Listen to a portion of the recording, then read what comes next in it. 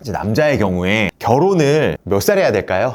한 35세 이전에는 저는 굳이 할 필요가 없다라고 생각을 합니다. 지금 사회 진출이 계속 늦어지고 있기 때문에 사실 저는 20대에 결혼하는 거는 아예 반대고요. 가치 판단?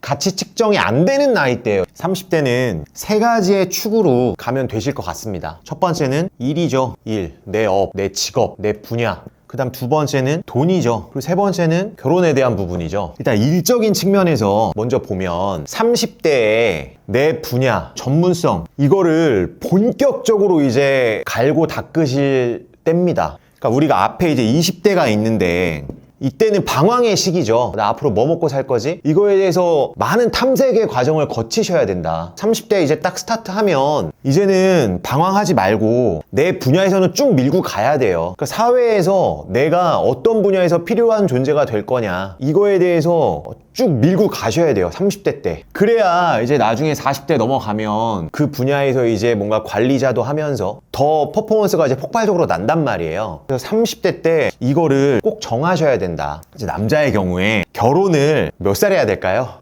한 35세 이전에는 저는 굳이 할 필요가 없다라고 생각을 합니다. 지금 사회 진출이 계속 늦어지고 있기 때문에 사실 저는 20대에 결혼하는 거는 아예 반대고요. 가치 판단? 가치 측정이 안 되는 나이대예요. 그리고 이제 30대 초반에도 굳이 할 필요 없다. 보통 우리가 이제 20대 후반에서 그때 사회 진출을 하는데 남자의 경우에 이때는 본인이 일해서 아직도 흔들릴 나이란 말이에요. 일단 취업은 했는데 또 이게 맞나? 그래서 여기서 확고히 흔들리지 않고 만드는 과정을 30대 때 좀 하시고 이 초반 부분에 그 다음에 이제 쭉 밀고 가야 돼요. 이 안에 본인의 어떤 전문성을 쌓아라. 왜냐면 요 앞에 뭐 20대 후반부터 30이라고 하면 한 5에서 7년이죠. 사회생활을 시작한 게. 그래야 돈도 좀 모으거든요. 네. 갓 30 된 사람이 돈이 뭐 얼마나 있겠어요. 근데 35 정도 되면은 사이즈가 좀 나온단 말이에요. 그럼 이제 30대 후반에서 또는 이제 뭐 40대로 접어드는데 이때 가면 본인이 대가를 치러야 될 것이다. 남자분들 잘 들으세요. 네. 그러니까 항상 반대 입장에서 생각을 해줘야 되는데 결혼 정년기 여성이 30대 후반 40대를 굳이 왜 만납니까? 30 후반이야. 더 많은 걸 갖춰야 된다고요. 당연히 이 나이랑 이 나이대랑 갖춘 게 똑같으면 당연히 압도적으로 이쪽이 선호되는 거예요.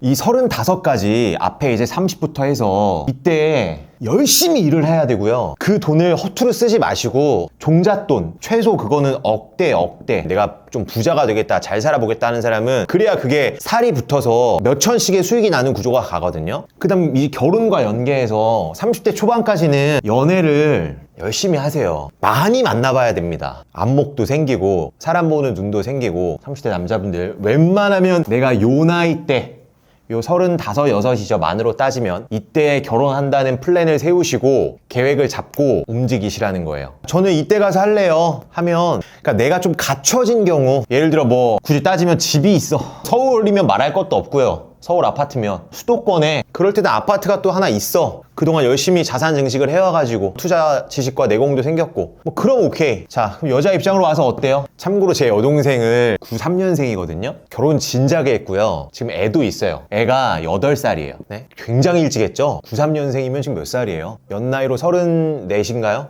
네, 34인데 8살 애면 그죠? 26인가 했거든요. 그리고 지금 굉장히 여유롭게 살아요. 그럼 진작에 결혼해서 그때는 좀 고생했는데 그러니까 또래들은 그냥 막 놀 때니까 근데 지금 이제 잘 살고 있어요. 지금 나름 서울의 신축 아파트에 살고 2018년도인가 사가지고 그 지금 거의 20억이죠? 그럼 얘가 그냥 지금까지 혼자 있었으면 이게 됐겠냐는 거야.